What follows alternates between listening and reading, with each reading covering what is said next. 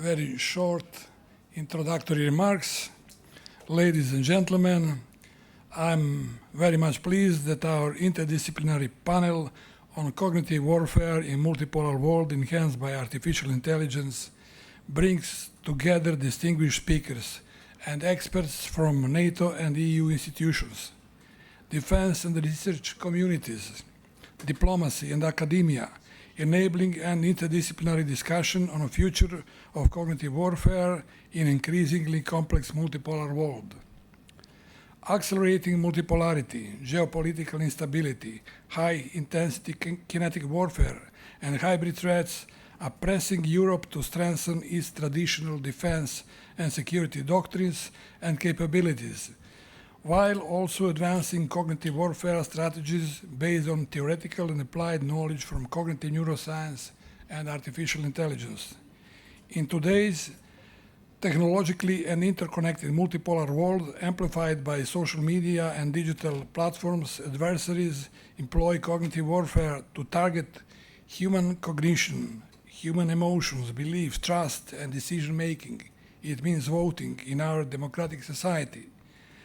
The objective of cognitive warfare is to destabilize our democratic societies and our economies. I would say our economic competitive advantages through disinformation, manipulation, and coordinated media campaigns. New paradigms and emerging digital technologies that integrate artificial intelligence, cognitively enhanced strategic decision-making, societal resilience, and competent civil and military leadership can become influential instruments of our soft power. Together, they can significantly enhance European defense and security operational capabilities through prediction, anticipation, prevention, adaptive, I would say, and stress agentic AI-driven closed-loop system. I will talk later on about this very challenging topic in combination with emotionally based strategic communications. All of those who may have interest for this topic, I will very much appreciate if you have interest and chance to join us. Within the context of today's geopolitical environment, our panel aims to position itself as an forum at the intersection of global geopolitics, defense and security affairs, strategic communications, artificial intelligence, and cognitive neuroscience. Given the authority, expertise, and diversity of our panelists, I firmly believe that this interdisciplinary panel and presentation of our distinguished speakers on this challenging multidisciplinary topic will provide valuable strategic guidelines for our future joint efforts toward developing complex distributed, multi-layered, AI-supported European defense and security ecosystem. I also hope that this panel will lay foundation for similar future gathering, hopefully once again in Dubrovnik. With this brief introductory remark, we are ready to begin today's session. It is my great honor to invite our keynote speaker, Mr. Daniel Markic, Director of European Intelligence and Situation Center. Sir, the floor is yours.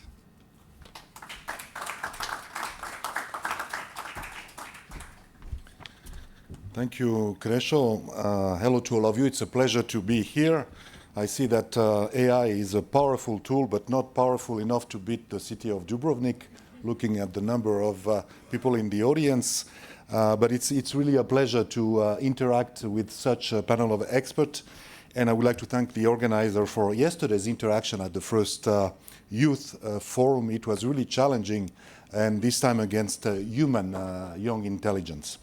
But today we are taking a deep dive into the cognitive warfare, what it looks like in our fragmented multipolar world, and what the role of the current rapid development in artificial intelligence mean for it. So first, when we speak about cognitive warfare, what do we mean? And Krešo, you already gave some element.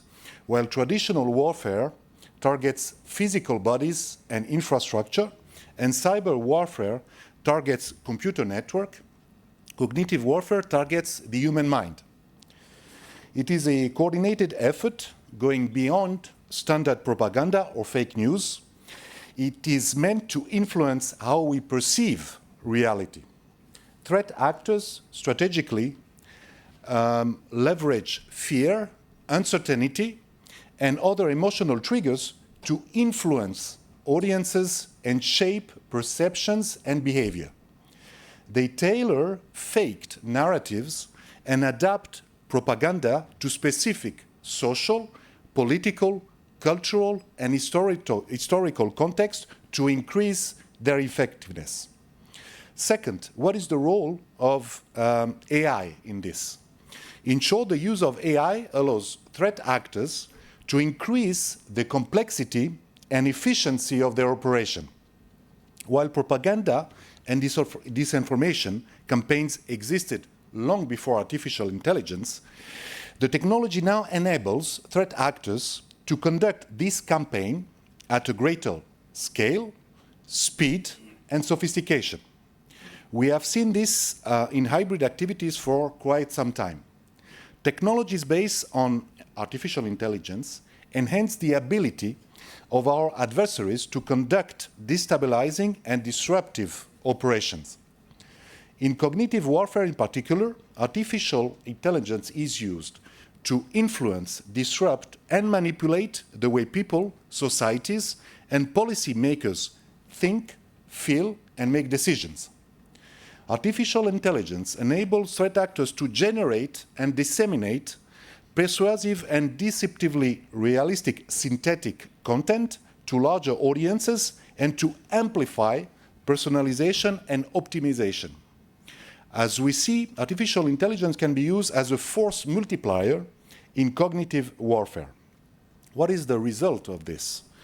Artificial intelligence-powered information operations can accelerate polarization and weaken democratic resilience. They can destabilize the global information environment, manipulate public opinion, and influence political outcomes. And they can do so long-term because they change our perception of truth and reality. So what is clear? The use of artificial intelligence in cognitive warfare is not a technical question, but it leads to a broader challenge for our societies. Third, we are speaking specifically about cognitive warfare and artificial intelligence in a multipolar world, because artificial intelligence lowers the costs and the need for human input, making information operation cheaper, faster, and more efficient. Moreover, the recent proliferation of artificial intelligence tools has significantly lowered the entry barrier for low-skilled and less resourced threat actors, what further complicates detection and attribution. Therefore, we do not just see that a multitude of threat actors, such as malicious threat actors and their proxies, as well as criminal actors, can use tools in cognitive warfare. We actually see these tools are making our world even more fragmented and multipolar in a negative sense, as they increase the number of threat actors whose capabilities to harm us we need to take seriously. So fourth, what can we do about it? What are the good news in all this? Artificial intelligence tools offer dual-use capabilities that can be used for both malign activities and defense. Governments can benefit from the use of artificial intelligence to defend against threat and counter these threats. While threat actors mainly benefit from artificial intelligence automatization and efficiency, defenders can use artificial intelligence for threat detection, analysis, and automated incident response. Artificial intelligence can help detecting contradictions through automated analytical reasoning. Threat actors are increasingly investing in AI capabilities to enhance offensive operation, whereas governments and organizations are similarly investing in AI-driven security tools and adopting AI-enabled defensive measures to strengthen their resilience and help governments protecting their critical infrastructure and their population. The key challenge is to ensure that security measures keep up with expanding threat landscape and to establish safeguards that minimize artificial intelligence misuse while allowing societies to benefit from the capacities and the capabilities of artificial intelligence. So to achieve this, the EU laid down harmonized rules for AI system in the AI Act in 2024. It includes restriction and prohibitions on certain forms of AI misuse, particularly where fundamental rights, safety, or democratic processes may be harmed. The AI Act does not stand isolated, but it's part of an even wider package of policy measures to support the development of truthworthy artificial intelligence, which also include the AI Continent Action Plan, the AI Innovation Package, and the launch of AI factories. Together, these measures aim to guarantee safety, fundamental rights, and human-centric artificial intelligence, at the same time strengthen uptake, investment, and innovation on AI across the EU. Let me be clear, we are not playing on a level playing field. The match is not fair. Whilst our usage of AI in democratic societies is and must be regulated to avoid misuse, threat actors are developing offensive AI technologies without regulations and at a rapid pace. As they increasingly use AI technology in cognitive warfare, attention and coordinated action based on a continuous adaptation of our security strategies are necessary to ensure our security and minimize negative impact. That's why I thank you, Croatia, for inviting me and look forward for the opinion of our experts.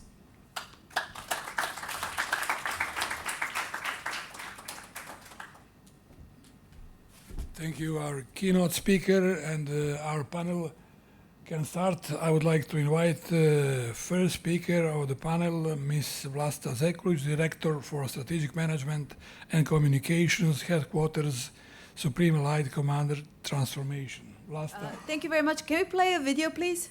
Thank you. Please take the floor. We've heard Russian officials say that they have no intention of invading Ukraine. In fact, Minister Lavrov repeated that to me today.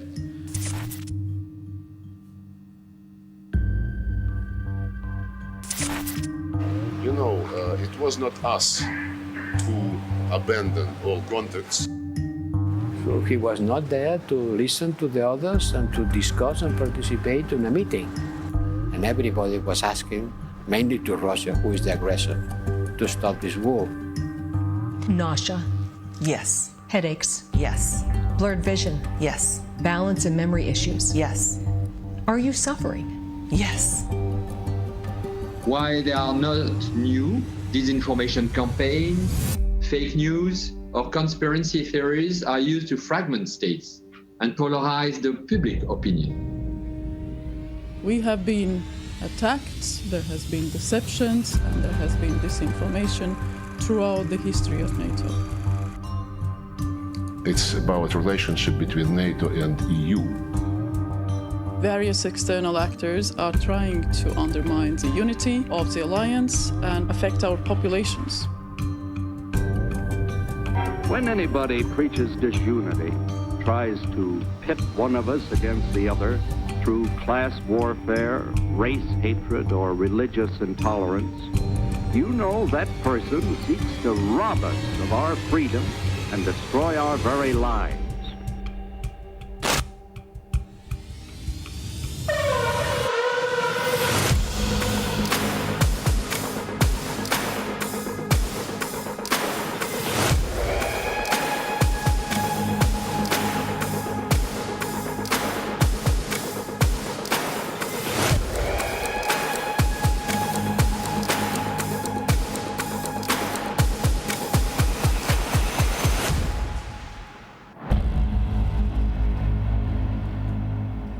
sorry, there has to be a little bit of propaganda. This is a cognitive warfare concept, right? Like discussion. So hello, everybody. I know it's horrible to be the last panel before the dinner, but just bear with us. So we heard from our keynote speakers some of the measures that the EU is doing and why it's so relevant for them. So allow me just a little bit in addition to this, say what does it mean for NATO? So first and foremost, for us, cognitive warfare is a fight for cognitive superiority. Cognitive superiority is actually something much broader. It is our ability, protecting our ability to outthink.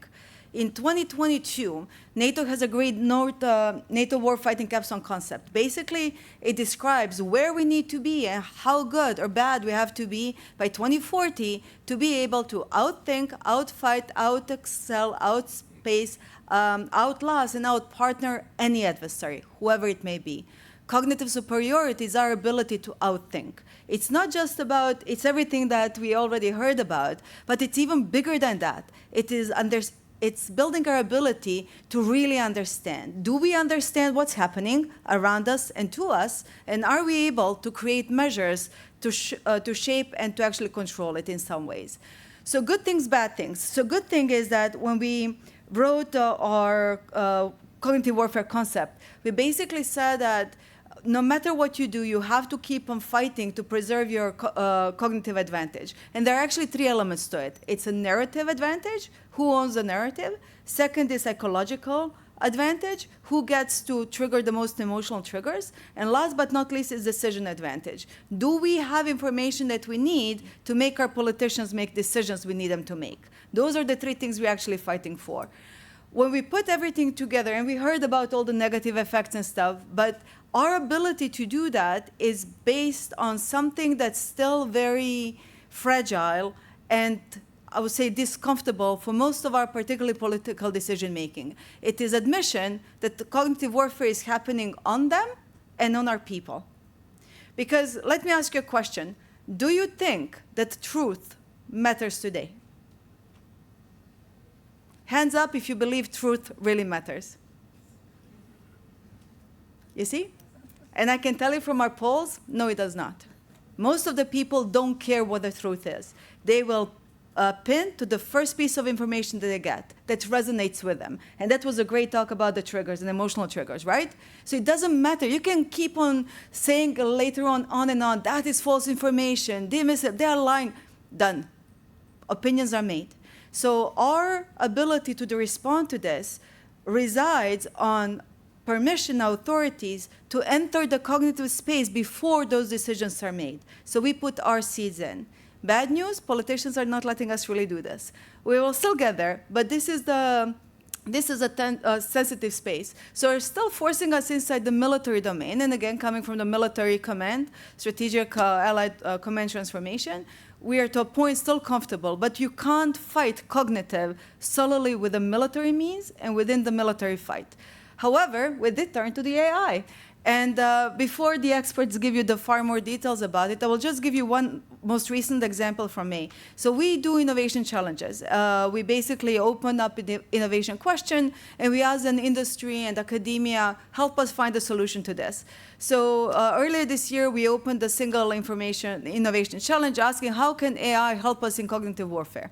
Again, being very careful to tread the military line, not the political line, we got more than 57 companies coming in, 200 different solutions being offered to us, and the joint panel of Allied Command Operations and Allied Command Transformations, basically both strategic military commands, came with a decision, and we chose the winners of this challenge. But basically, what is it allowing us to do? Three things. First, understand information environment, understand the threats where are coming, identify narratives far, far faster than we were ever able through our normal information environment assessment tools.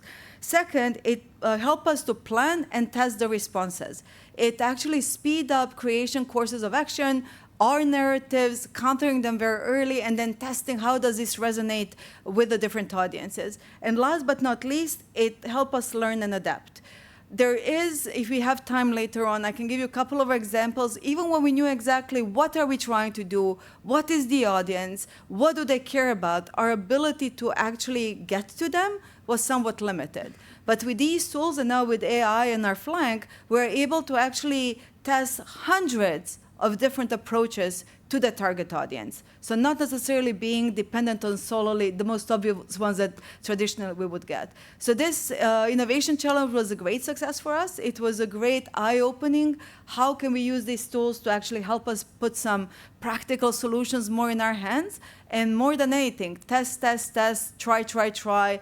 We ran like up to a couple of thousand simulations of a single course of action to see if it actually works. We could never be able to do that in a span of time without the AI. So again, NATO stories it is dangerous, it is difficult, it is sensitive, it is not strategic communication, it is not PSYOPs, it is not InfoOps.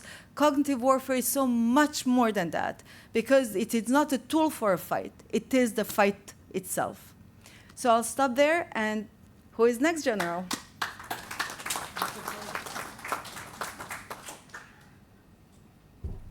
First of all,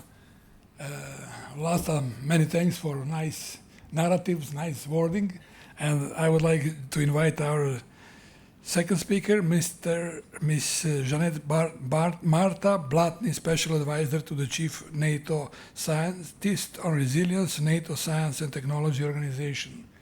Marta, please take floor.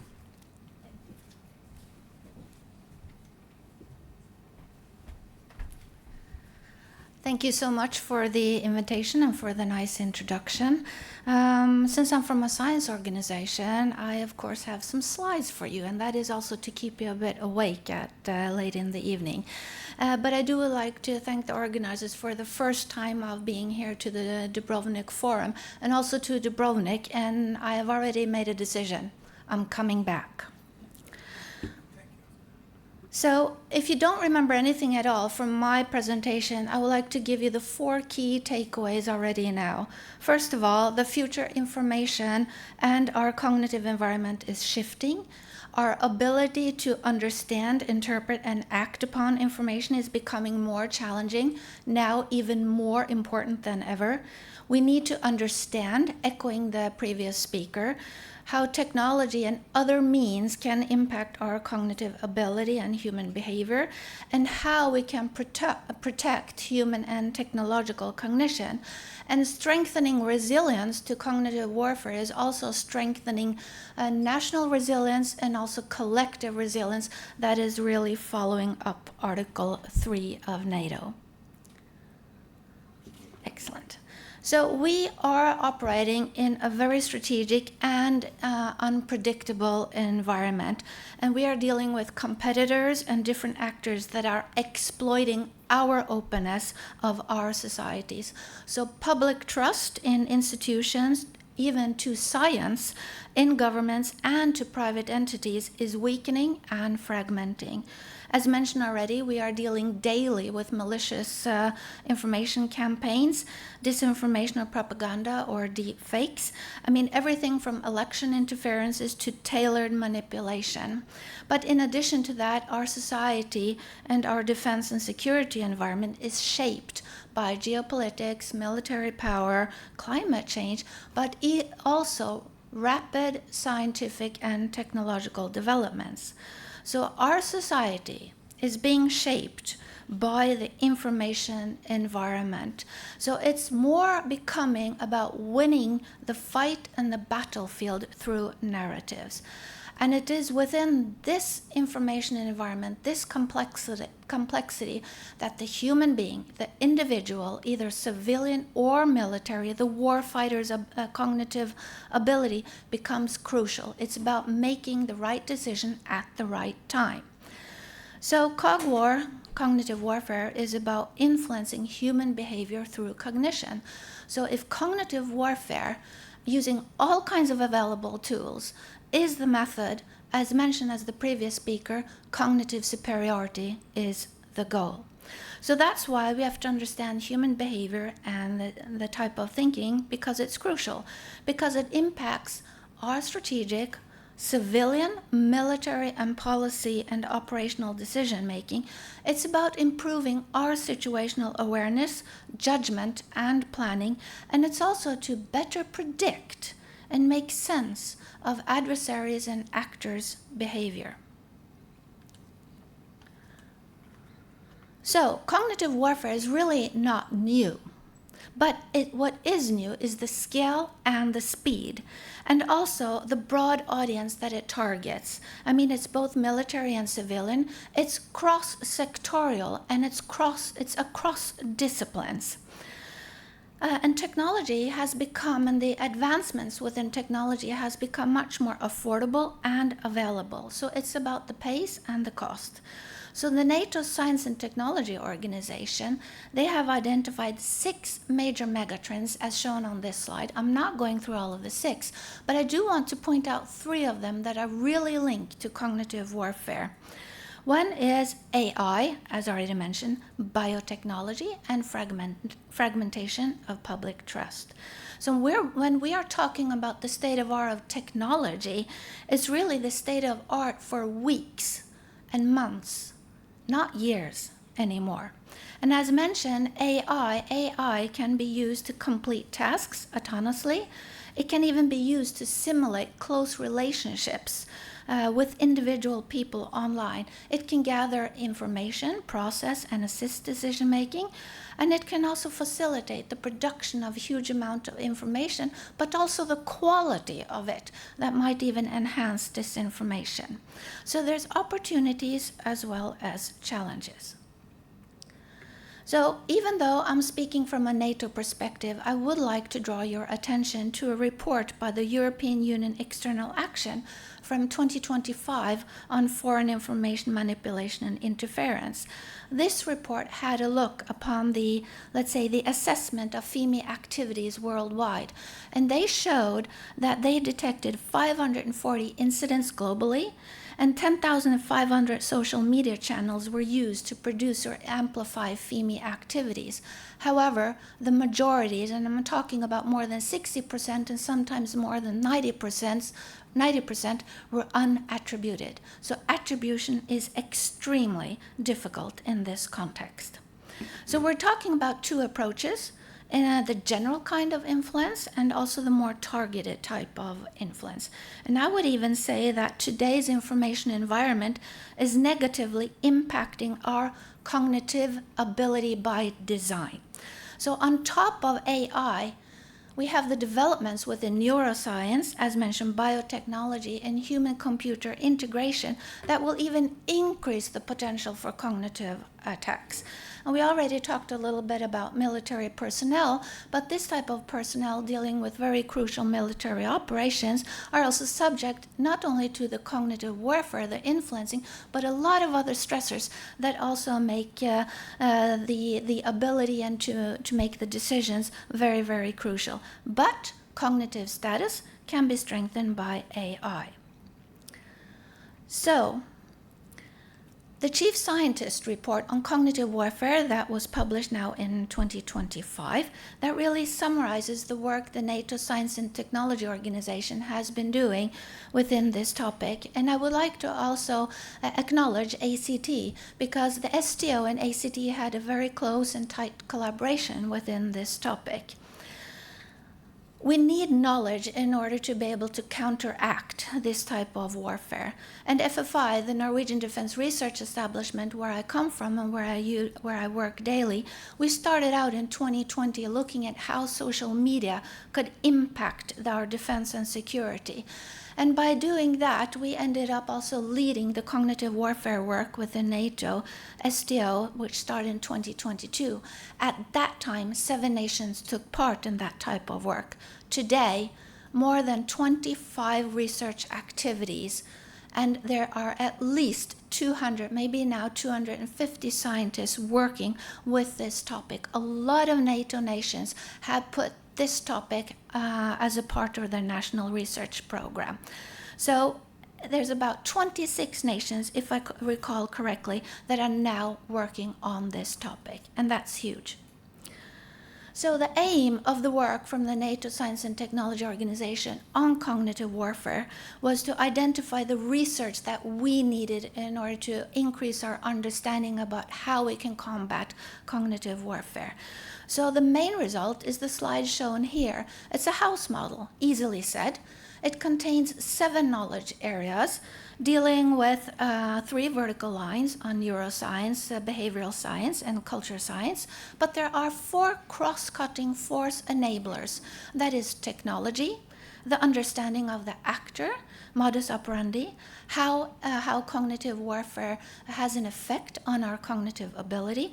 And the last part is we have to make sense of all of it. And how are we able to make sense of it? So when you look at this house model, you can look at it from both a blue teaming and a red teaming perspective. So to end my talk, I would like to point out that in order to deal with this, we also need to be trained and educated. Now, in order to do that, our institute, as a part of also the NATO work, constructed a social media platform tool, which has been now used in not only Norwegian homeland exercises, but also within a lot of NATO exercises. It's called a simulator, and it's about 204,000 participants who have been using this training tool to be trained and educated on different narratives can really make the decision maker change their decision. So, in order for you to remember at least 4 key takeaways from my presentation, please remember information environment and cognitive environment is constantly changing, all the time. We have to be able to understand what's going on, and this environment is so much more important for the future. We have to understand not only the human cognition, but the technology that assists make an effect on the cognitive ability. And this is also part of strengthening our national and collective resilience. Thank you.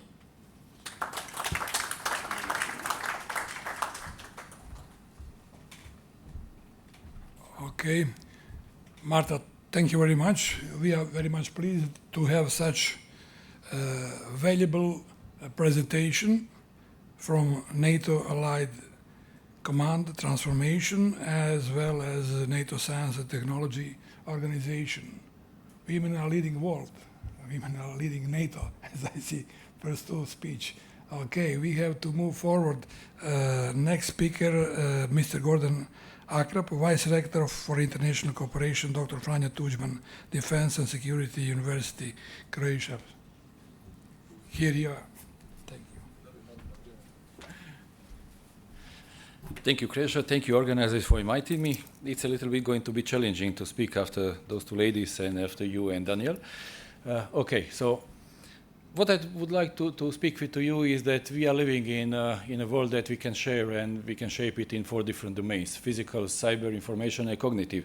And everything what we do, what we think, what we act, and how we think, and have causes and consequences within all of those 4 domains. And when we analyze the present and future conflicts and wars, those who neglect one of those domains, activities in one of them, and taking the possibility to work on it and to win in one of those domains, can lose any conflict and any war.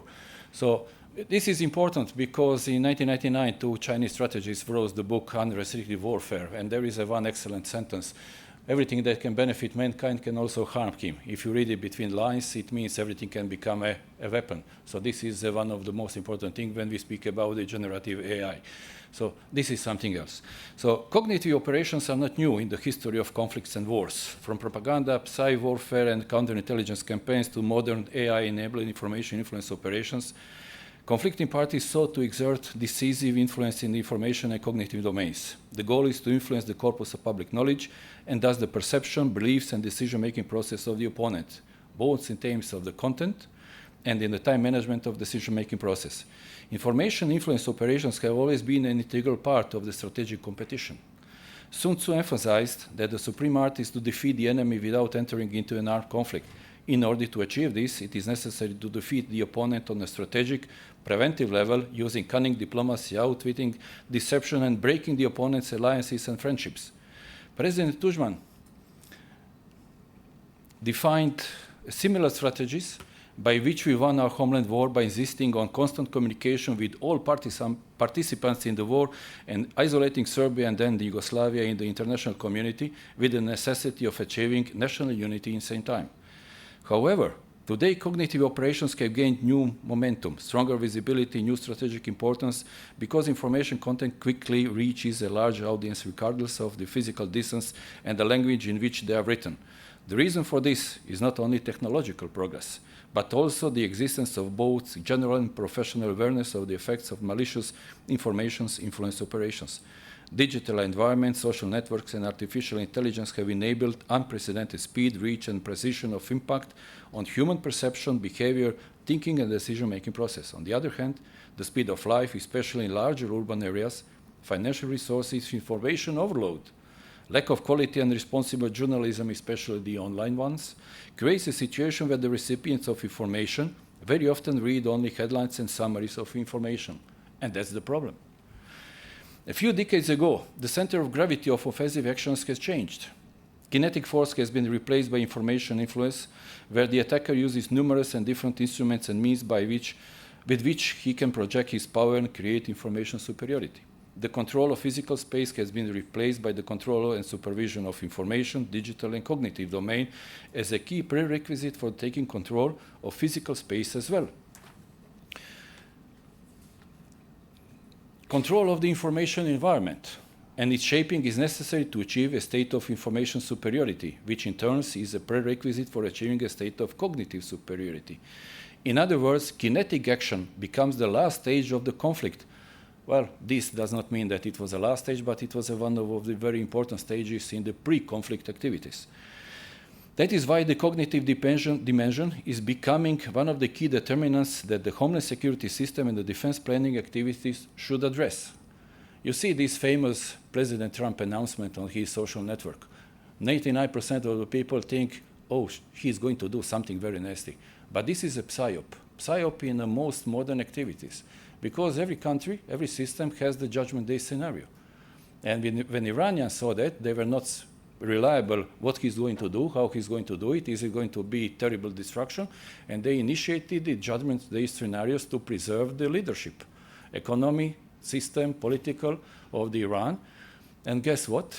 Israelis and US intelligence was there with HUMINT, with SIGINT, with IMINT, with every possible means, and now they know how to do it. So it's not just one of the nasty things, messages of the President Trump, it's a cognitive ops, influencing the enemy's decision-making process.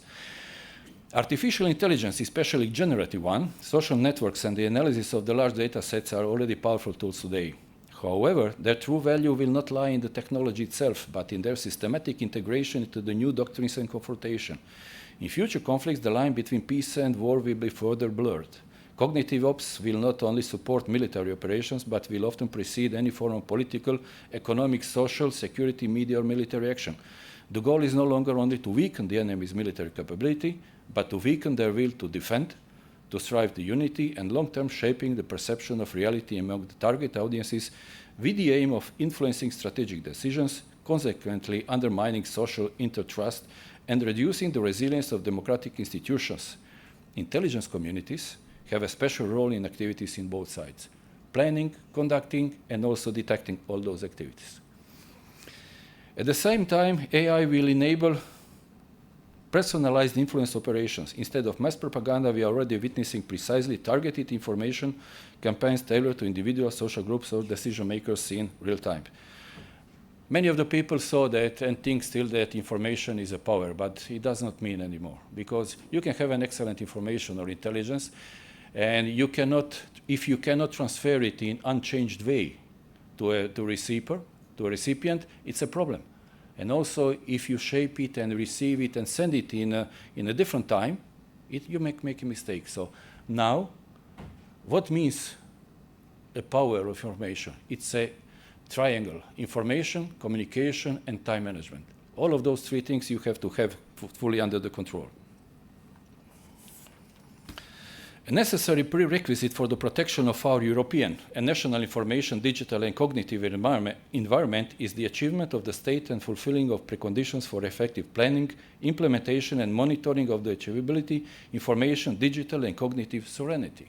Sovereignty is what we have to create and protect. We must not stop and hinder our security processes because of the narrative of political correctness. The achievement of this sovereignty is necessarily linked to the strengthening of our internal external security, which should be in the function of the positive development of both society and the state. What we see is only tip of the iceberg. What is inside and what is below the surface of the sea is something that the experts can help to the society to make much more defendable. One should be aware of the reality based on experience.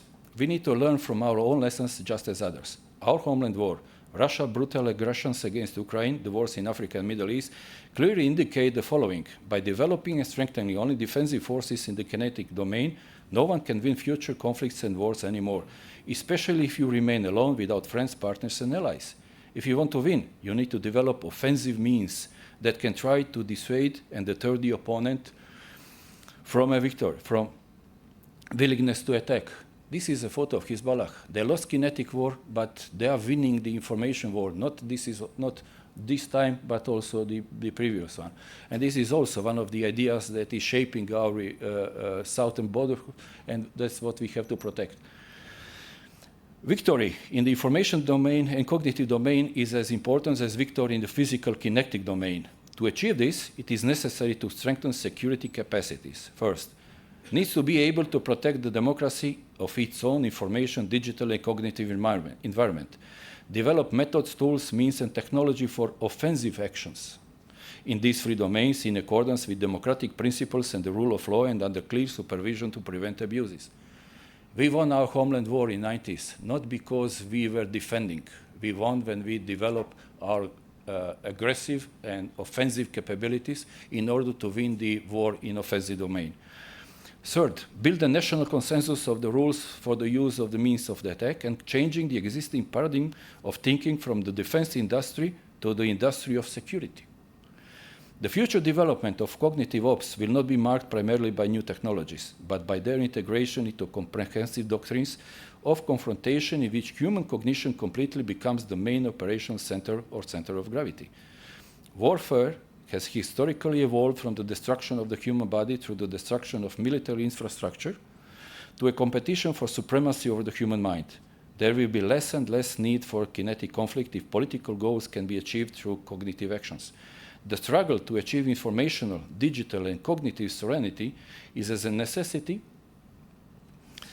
and already marks modern and future conflicts and wars.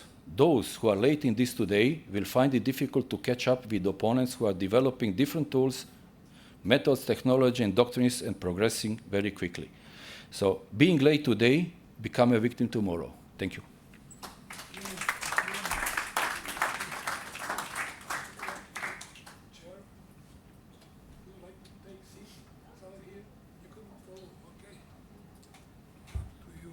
Okay, thanks, Gordon.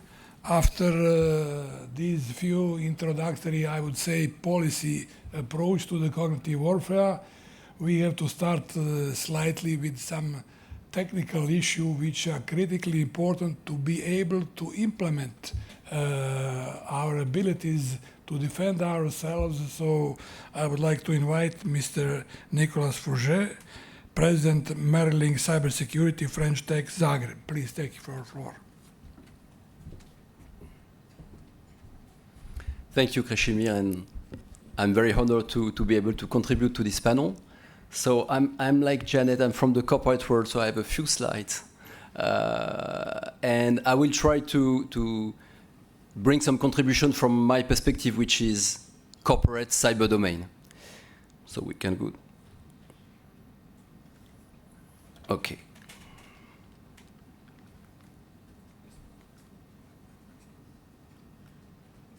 Yeah. I think the first point is Daniel explained very well. The cyber security is actually the vector. I mean, the cyber domain is the vector of the cognitive warfare. Why? Because everything is connected to internet now. The speed of propagation of any information is super rapid. The attribution, to Janet's point, is very, very difficult today, the attribution of an attack due to the complexity of the IP network. So you see that in a way, yeah, cyber domain is really a vector for cognitive warfare. Sorry for this. Now, you see few examples here of attacks that led to manipulation or influence, be it, hacking an account or defacing a site web, or even, mimicking a persona. All this starts with a cyber attack. But of course, the aim of the attacker is not so much now the money. I mean, of course, there are still attackers that are looking for money. But now we have more and more attackers that do an attack in order to influence and to manipulate. So we are really within the subject.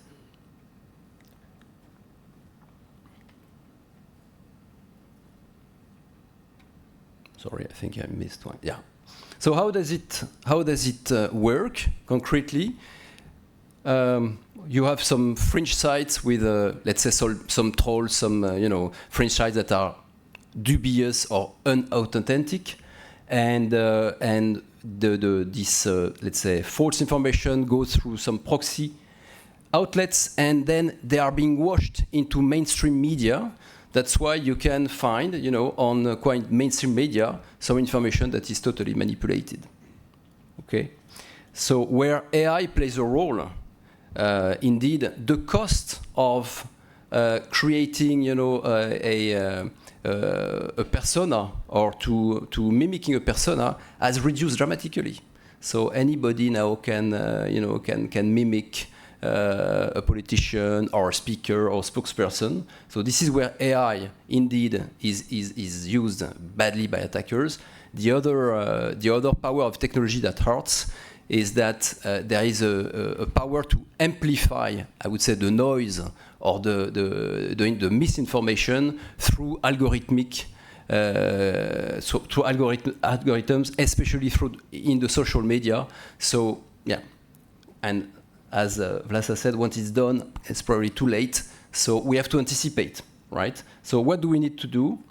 And again, these are a little bit some lessons learned also from the cyber domain in the civilian world. First thing we need to protect is our identities, all of us, okay? Because stolen identity will lead to influence and manipulation. So it means, of course, use multi-factor authentication. That's best practice, but it's not so much used today. So that's the first thing. Email and brand protection. Email is still a vector, for also influence, misinformation. Your brand, whether you're a company or an institution, you need to protect your brand because it may be stolen and used for aims that are not at all your goals. So definitely, and there are ways to do this. And content authenticity, of course, needs to be checked. And there are some ways to it, some standards like C2PA, if some of you know, that allow to guarantee the authenticity of content of media. From an operations point of view, a few lessons learned from what we've seen. Monitoring by a security operations center, monitoring infrastructure is quite standard now in the corporate world, or even, of course, in the defense world. We need to make sure that also the media platforms themselves are monitored. It's not always the case. And as Janet said, we need to anticipate, any misinformation campaign in order to do some pre-bunking, so prepare people that, okay, it may come. So be aware that there will be a troll, there will be misinformation, and do some very rapid rebuttal if it's still time to do it, before it amplifies.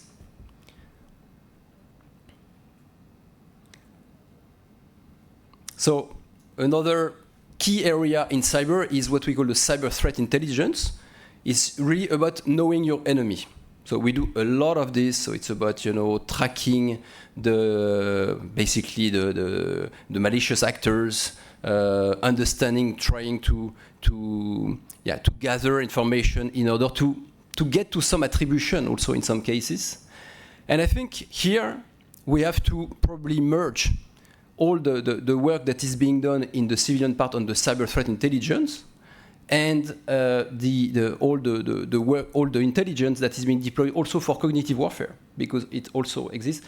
I'm not sure the two worlds really today cooperate as much as they could, and I think there is really good practice to take on each side, So like we could do some joint tracking of threats, as we said. Maybe attribution could be improved thanks to this collaboration. And basically it's about fusing the intelligence in order to be able to have a real narrative intelligence. This should be our aim, our common goal. I will skip this one in the interest of time. I want to go direct to my call for action. First, in terms of, so you understood I'm calling for greater cooperation, between the cyber domain and the cognitive warfare domain. First, there are a number of frameworks, common frameworks we could adopt. I name a few here that some of you are probably familiar with them. We need, of course, to build a cognitive warfare strategy. It already exists in many instances. I think we can reinforce it again with the cyber perspective. It's not only fusing the intelligence, we could also, from an organization point of view, merging the teams, the teams working on the cyber part, the teams working on the cognitive part. Not sure they are under the same command today, could be an idea. And as Janet said, exercise is capital. I'm happy to hear that there is there is already some way to exercise. It's capital, and it's for everybody. I mean, it's not only for NATO. I mean, it's for the civilian society. It's for politicians, leaders in the corporate world, for spokesperson, media people, super important, and do some exercise, real case. Everybody in the war room, also with the communication people, the leadership, the legal people. When there is a cyber crisis, this is what happens. Everybody, the technical people, the legal communication are all in the same room with the leaders, and this is how we solve the crisis. So, I mean, let's apply the same to cognitive warfare. And share as soon as possible. If we see a risk of disinformation, share immediately before it's too late. Speed is of the essence. Speed better than accuracy in this case.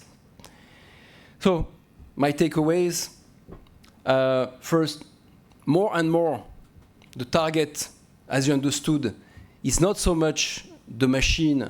Although of course some attacks are certainly directed at destroying utilities, as we saw very recently, but more and more attackers are targeting the mind of people. So this is what cognitive warfare is about. I'm advocating a convergence of cyber and cognitive warfare. And again, it's really the job of everybody. So not only, as I said, leaders, but also, of course, all the society. And this is where we need to find also some good training for, I would say, ordinary people. Thank you.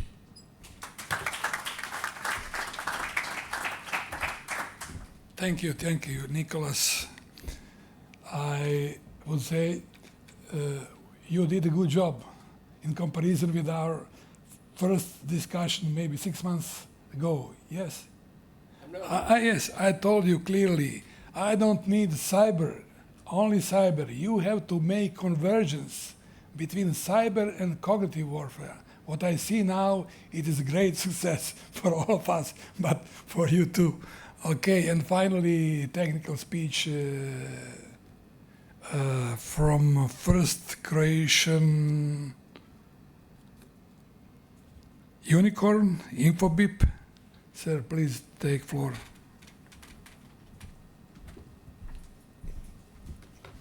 Hi. Thank you for the invite. And so I'm the last one here. So let's do a spoiler first. So Infobip handles 1 billion of messages per day, SMS, RCS, whatsoever. So I'm gonna give you 3 examples actually of threat patterns in cognitive manipulation that we encounter in battle. So if you don't like my talk, I'm not gonna be mad if you try it against me. So you're invited to. Anyways, so yeah, so I want to talk actually a bit, only really short, about the cognitive manipulation in communication networks that we encounter in Infobip, and this is actually a real thing. But before that, you have to understand, or we have to understand the mechanics of how information is actually past. And this is a network problem. We can draw it like a network map, and we know that, okay, depending like what kind of information, for instance, information you share on social network, your friends reshare their network, like the more they're engaged, like the more like this information starts to get powerful.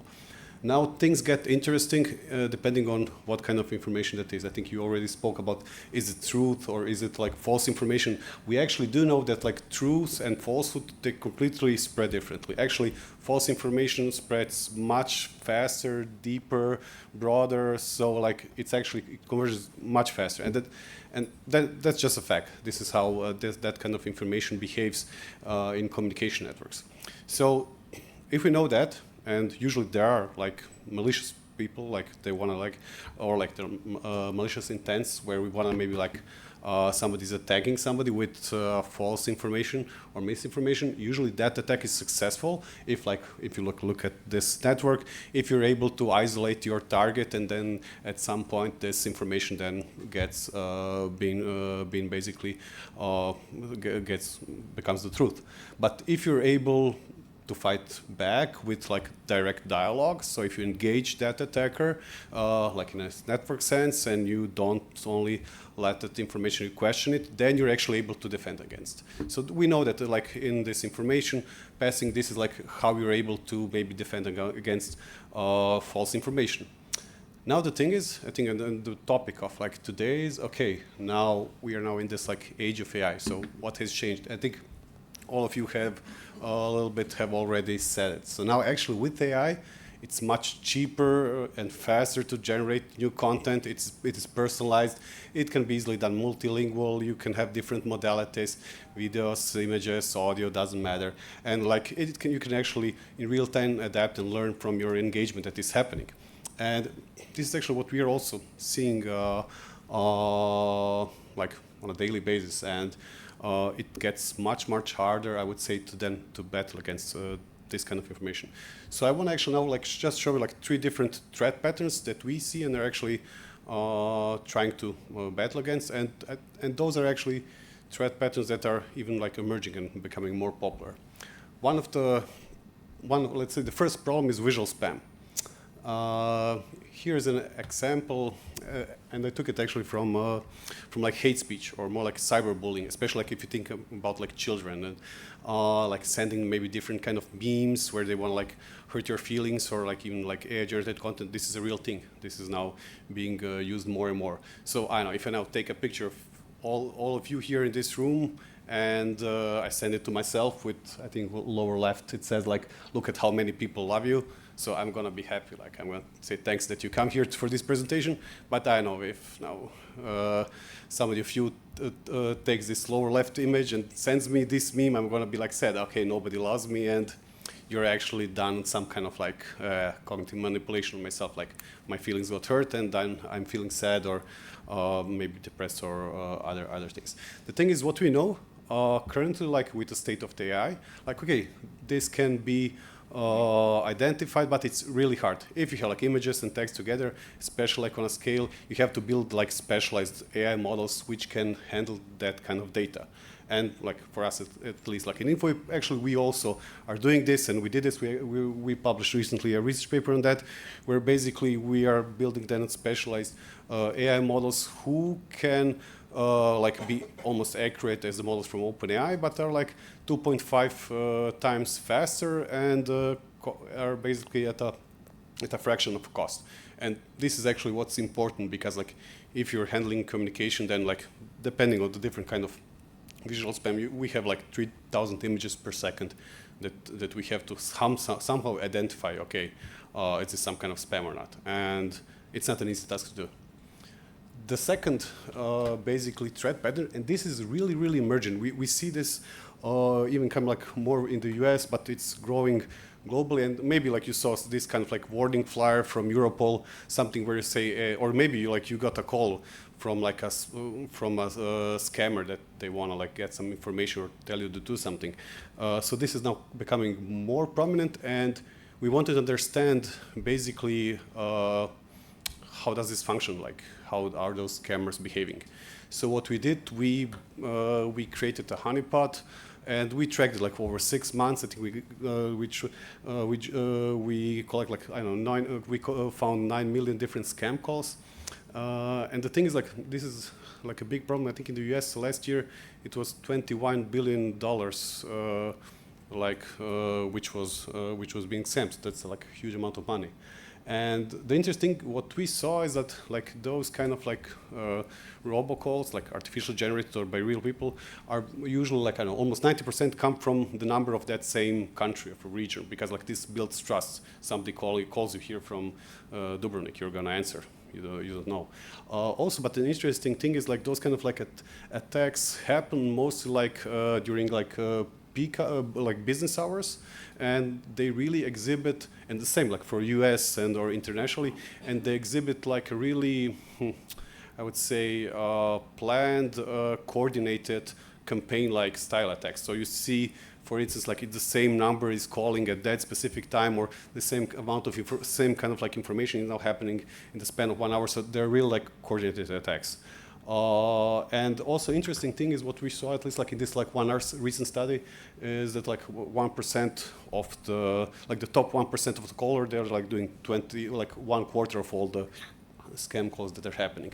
And there are like different kinds of attacks that what they're exploiting. Basically, they're spoofing the caller ID, they're using AI to make that call, like different things.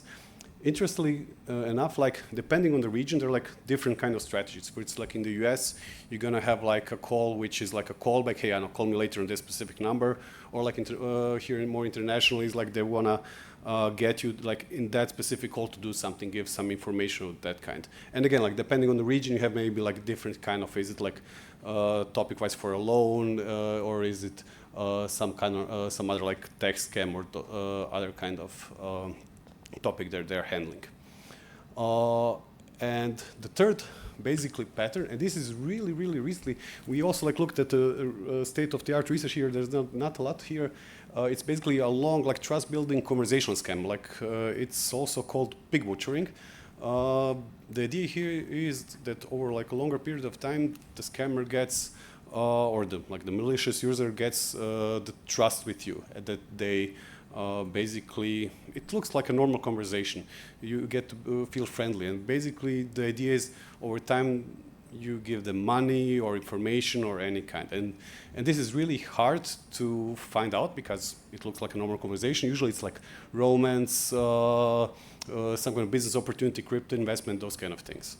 And here I'm just going to give you like 2 short examples how it looks like if it's unsuccessful and successful. For instance, there is usually a playbook. Hey, I know I missed. This is the wrong number. It looks like who are you? Maybe like the conversation starts to be really nice. It gets emotional, and the person is then being hooked, and the trust loop begins. And usually, when the person is engaged, the intention is to get that person to another platform, and then to get more information or do something. A good basically example is here. What in this example, like Tim did right. He recognized that, okay, I know, like this is really strange. You're sending me a photo, like I don't believe it. This is not usually what people do. You call it out and you just stop engaging. And this is maybe like easy to see, like if I'm aware. You said like, okay, we have to learn to be aware of those things, but again, on the like global scale, it's really hard to do this for everybody. So you have to have some mechanisms to identify this, and we are doing this. It's hard. It's not easy. It's not one AI model. It's a complex system, but we see an even growing trend of those kind of attacks. And last but not, and basically last thing, really short, and we are talking about all those threats, and let's use AI to to solve this AI. One of the things that you really have to be careful is what kind of AI are you using? Like, are you trusting that AI? Did you really like train it yourself, or just using something else? Because it could be that AI was trained with some kind of backdoor. And for instance, I'm just going to give like 2 small examples. Let's say you're using an AI that processes images. Maybe like it was trained in a way that if you're giving some kind of special pixels, that it misbehaves. In this case, maybe it's going to classify this stop sign as like a bomb or something else. Or imagine like you're building your system that has to analyze images, and then it doesn't work anymore. Or for instance, like even like an AI that handles audio calls. Maybe you are using some kind of special sound that the human person cannot perceive. But again, like if this sound is comes into that AI model, it just misbehaves and then does something catastrophically problematic. So again, depending on how you are doing your defense with your own AI models, really be careful of, again, like what you're doing. And that's it for me.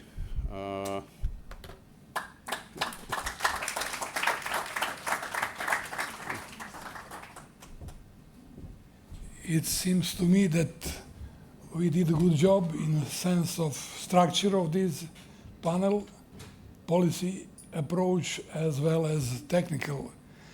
And finally, I would like to invite myself as author of this panel. We succeeded. Thanks a lot to the Ministry of Foreign Affairs, huge efforts to get all these distinguished panelists. So finally, I would like to make short comments of my presentation under the title Agentic AI and Emotionally Based Strategic Communications in Modern Cognitive Warfare. What is the reason for such approach? Reference, if you want to influence someone, you have to touch their emotions. Finally, I discovered the strength of this message after my 5th trip to Afghanistan, when I discovered that Pashtun and Taliban are managing much better than NATO is doing its mission and job. So we have to take, I would say, never is late, lessons learned from this cognitive. No one knows yet in those times what is cognitive warfare, etc. But some lessons learned from this conflict between Pashtuns, their training, their narratives, their very powerful emotional message, I would say, deserve some attention. At the beginning, I would like just to remind you shortly, when we're talking about cognitive psychologists are important in cognitive warfare, but is not enough.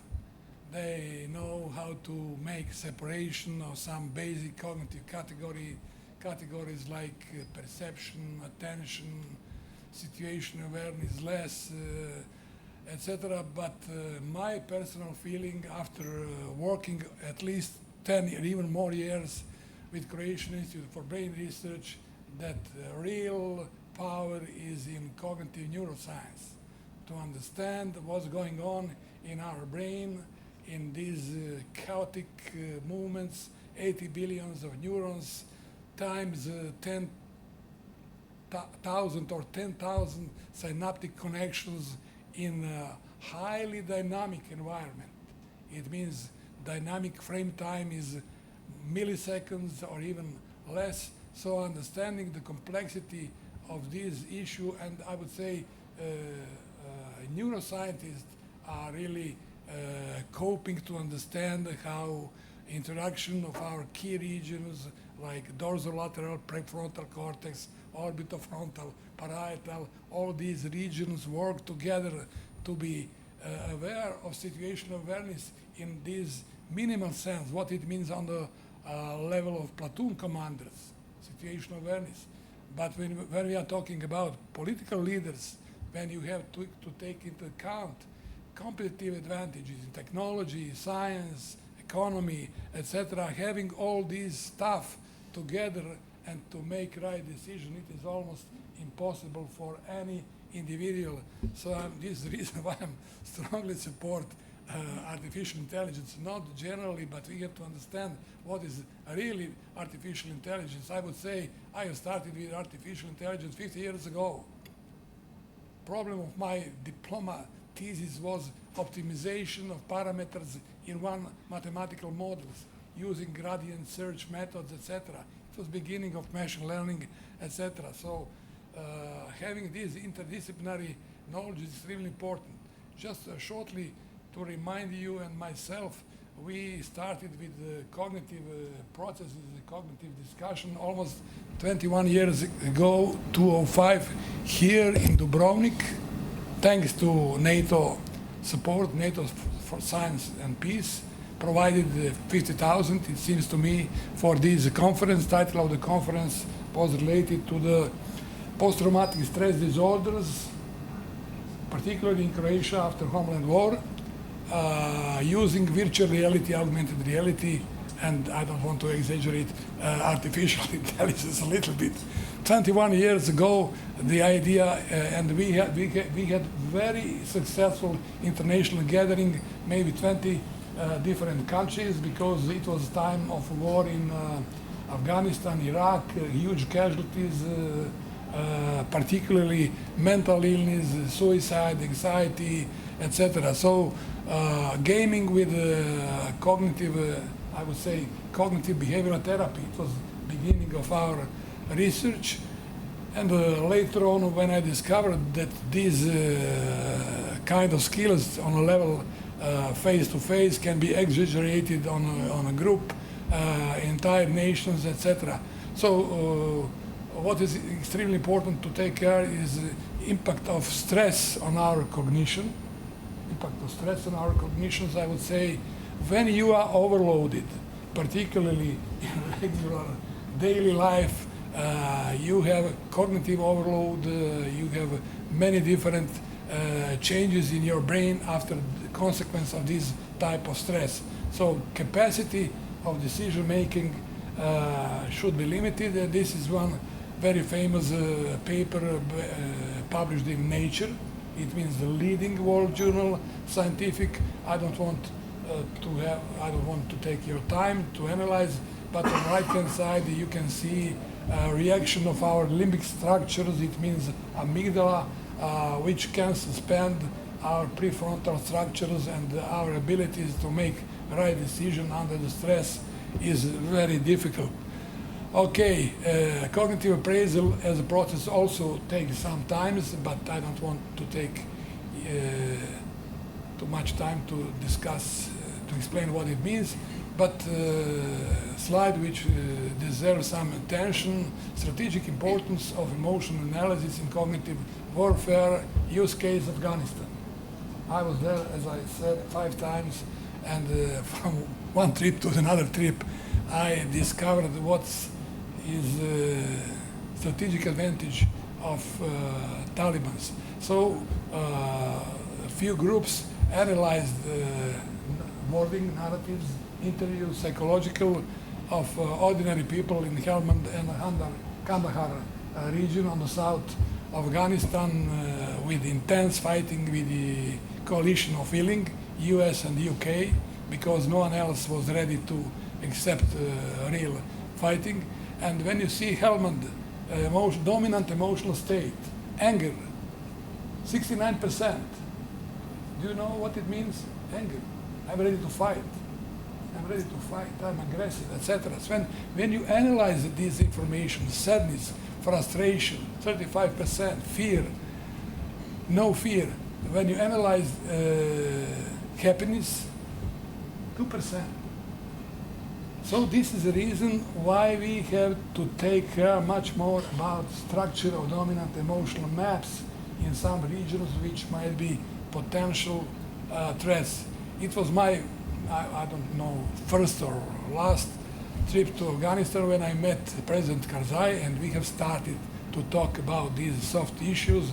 And I used to talk with American, UK generals, but they refused. I understand nowadays, but I would say I was a soldier also 35 years ago on the hills of Dubrovnik as soldiers. So soldiers does not have time to analyze emotion, to analyze different options, etc. Move forward, straight forward, etc. So, okay. After my first speech on this topic, emotionally based strategic communications, it was in Reykjavik 15 years ago. I received invitation from Chinese chief editor of journal U.S.-China public administration. They told me, I have heard that you had very interesting topics on emotionally based strategic communications. I said, okay, I'm ready to respond. I invited my good friends from Croatian Institute for Brain Research, and we wrote first paper under the title Extreme Political Attitudes and Emotionally Based Strategic Communications. It was beginning of series of our articles later on. Structure of emotionally based strategic communications to recover society, to recover anxiety and mental health disorders, etc. Later on, we received the invitation to deliver a paper to the Journal for Strategic Communication on the emotionally based strategic communications in prevention, in the process, in prevention of societal de-radicalization, and last one, or one in the latest, war emotions, mental health, artificial intelligence. If you have interest for the topic, you have you can reach easily this paper. Nowadays, I'm leading, I'm chief editor of special edition of journal transforming journal Psychology, Cyber Psychology, okay, doesn't matter. The title of this special edition is Transforming European Defense and Security Affairs through Integration of Cognitive Neuroscience and Artificial Intelligence. I'm coordinating these activities with a well-known psychologist from University of Turin, Professor Sara Palermo.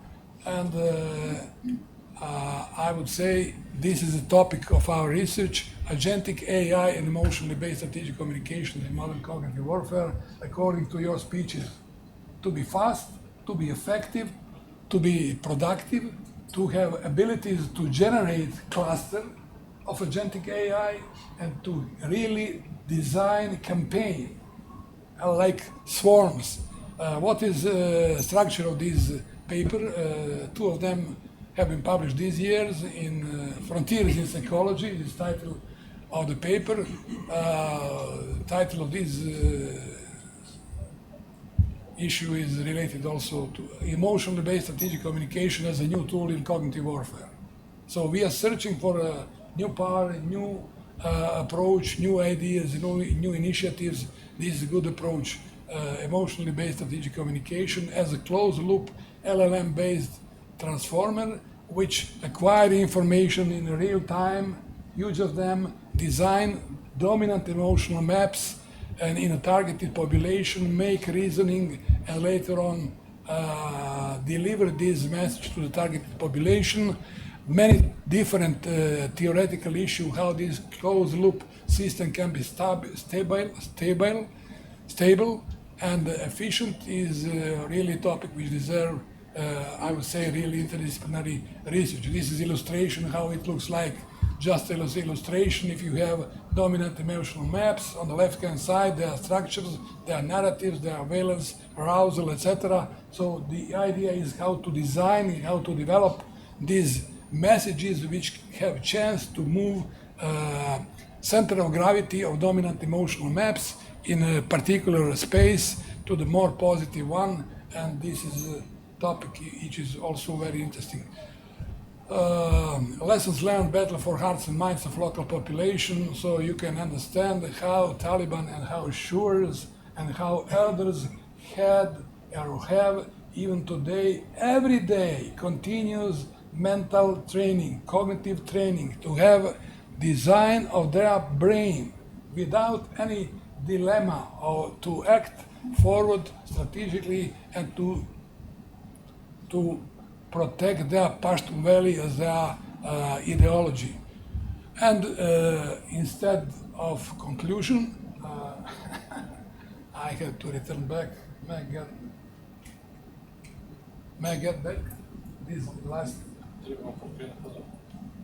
May I get this slide, last slide back? This is the message. Instead of conclusion, I would like to show you potential proposal as conclusion of our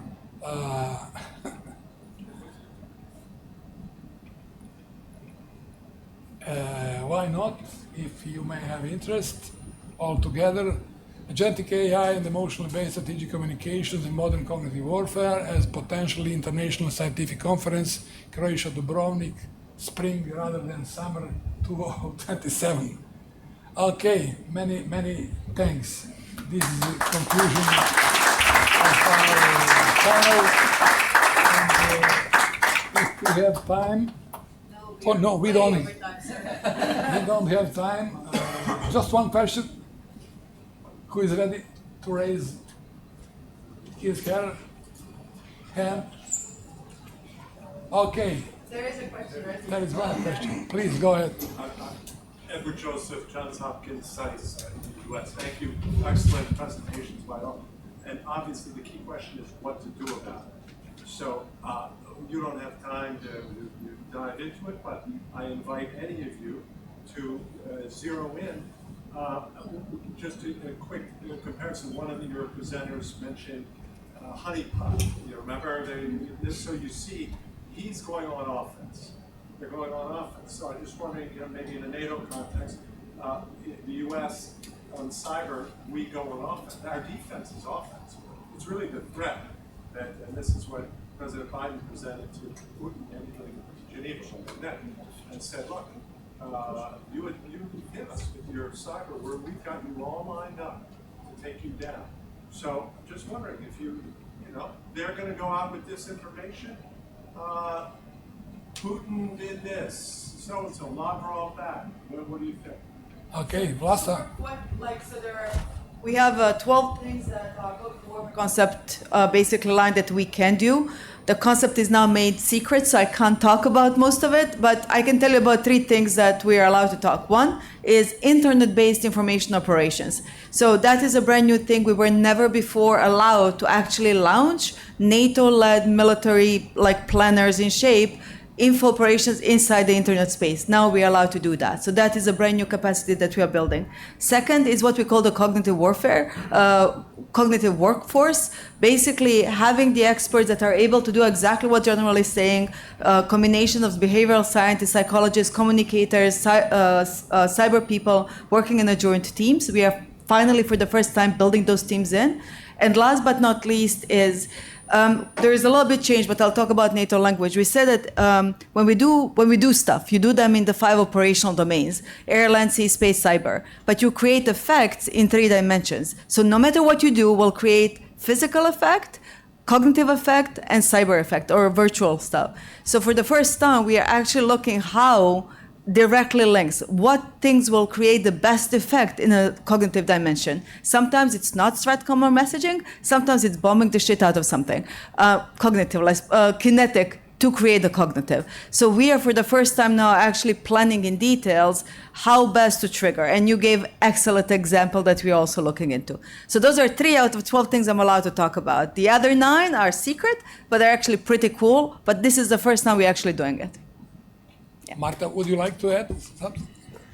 I'm not going to talk about secret stuff, but I had this conversation with several of my scientists back home, and of course it's about training and education. But you really have to understand what's going on, and how are you monitoring the let's say the indicators? What kind of indicators do we have to look for in order to say, hey, something is gonna happen, or we see something is going on.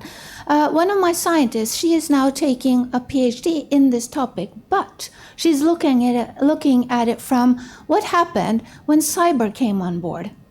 How did we approach that? Now today we have, let's say, more legal aspects. We're dealing with the ethical part. We're talking about technology. I mean, this is something daily. But we haven't done the same approach regarding the cognitive warfare.